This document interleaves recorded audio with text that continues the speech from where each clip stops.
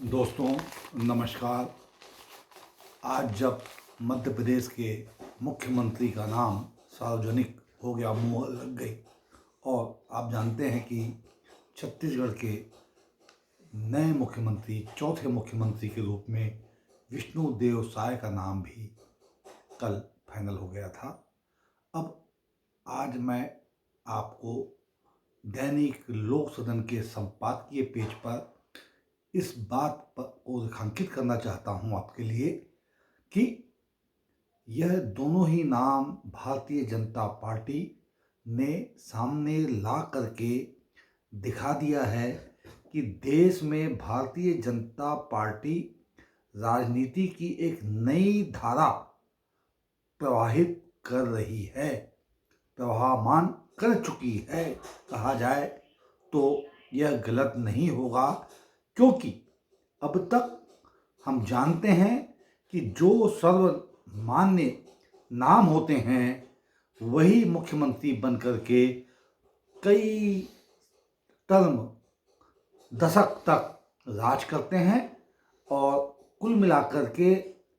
जो एक प्रदेश उनकी मुट्ठी में होता है वह एकांगी होकर के रह जाता है, और वही चेहरे कहीं ना कहीं लोगों में, आम जनमानस में, हम कहना चाहते हैं, यह छवि बनाते हैं कि विकास रुक गया है, थम गया है। परिणाम स्वरूप राजनीतिक दलों को बड़ी क्षति का सामना करना पड़ता है, क्योंकि कोई एक चेहरा लोकप्रियता को लगातार कायम रख सके, यह एक असंभव खेल है। यह खेल इसलिए असंभव कहा जाता है क्योंकि ज़्यादा समय तक जब कोई चेहरा मुख्यमंत्री होता है या मंत्री होता है तो फिर लोग उनसे बहुत ज़्यादा अपेक्षाएं करने लगते हैं, और जब कसौटी पर उन्हें कसते हैं तो पाते हैं कि हमें तो कुछ मिला ही नहीं, और अंततः फिर होता यह है कि चुनाव में उस चेहरे को आम जनमानस अपने मतदान की ताकत से उखाड़ कर फेंक देता है, जैसा कि अनेक चुनावों में देखा गया है। अभी अगर हम बात करें छत्तीसगढ़ की, तो छत्तीसगढ़ में 5 वर्षों में ही भूपेश बघेल अलोकप्रिय होकर के उनकी सत्ता और उन्हें उखाड़ करके आवाम ने फेंक दिया, कहा जाए तो गलत नहीं होगा। हम इस बात को भी रेखांकित करना चाहते हैं इस बुलेटिन में कि भारतीय जनता पार्टी आज नरेंद्र दामोदर दास मोदी के प्रधानमंत्रित्व के नेतृत्व में और गृह मंत्री अमित शाह के नेतृत्व में आज जिस तरीके से छत्तीसगढ़ में डॉक्टर रमन सिंह को, और मध्य प्रदेश में जैसे कि चौहान जी को, दोनों ही मुख्यमंत्रियों को साइड कर दिया गया, और जो नए चेहरे आए हैं वे, हम यह कहें कि जनता को बेहद इससे खुशी महसूस हो रही है। ऐसा महसूस हो रहा है मानो हमारे बीच के ही किसी चेहरे को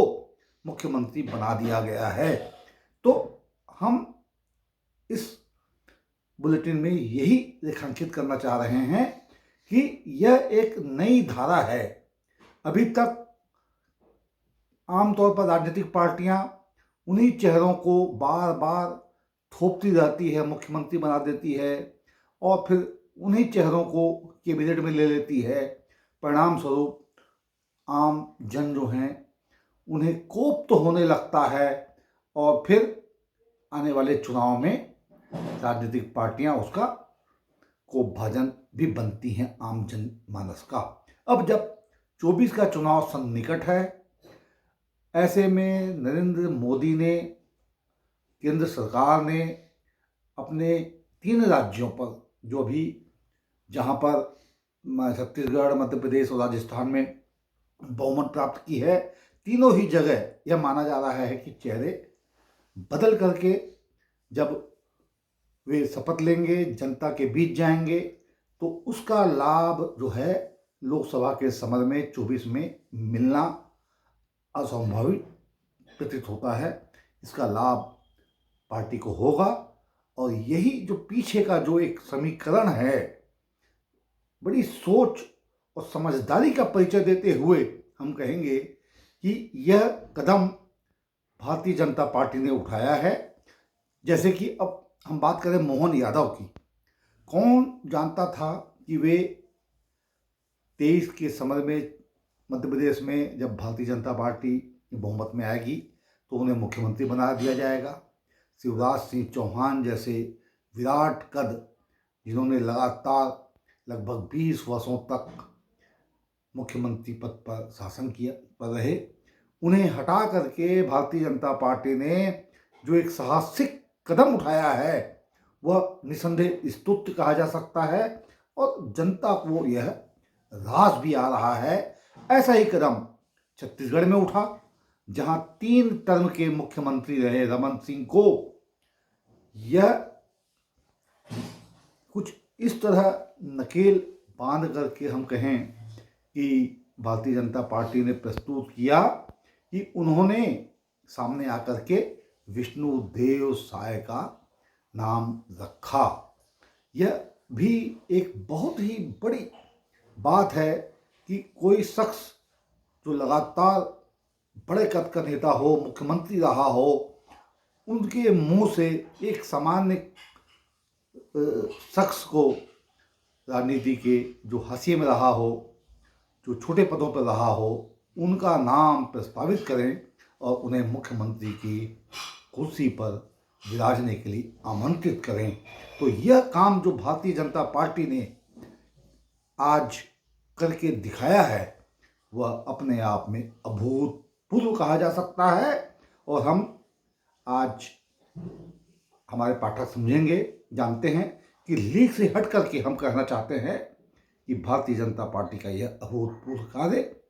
कांग्रेस को जहां छोटा बनाता है, भौना बना रहा है, सोचने पर मजबूर भी कर सकता है, करना भी चाहिए,